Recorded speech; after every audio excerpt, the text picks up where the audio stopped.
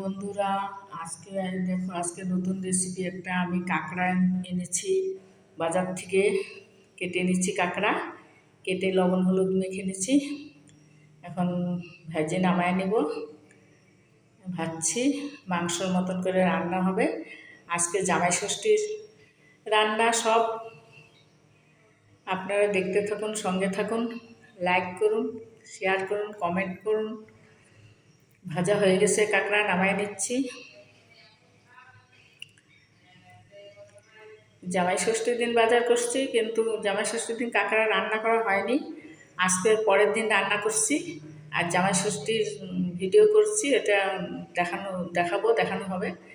কাঁকড়ার জন্য আলুটা ভেজে নিচ্ছি, পেঁয়াজ রসুন দিয়ে দিচ্ছি।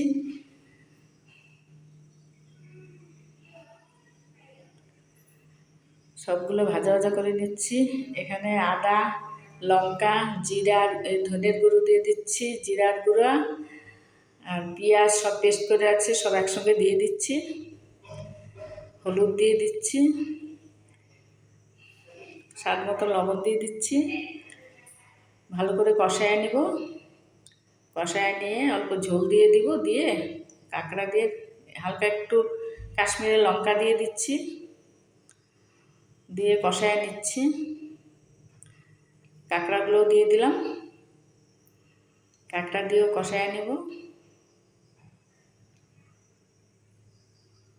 এখন একটু ঝোল দিয়ে দিব। এরকম করে কাঁকড়া রান্না করে খেয়ে দেখো, ভালো লাগে।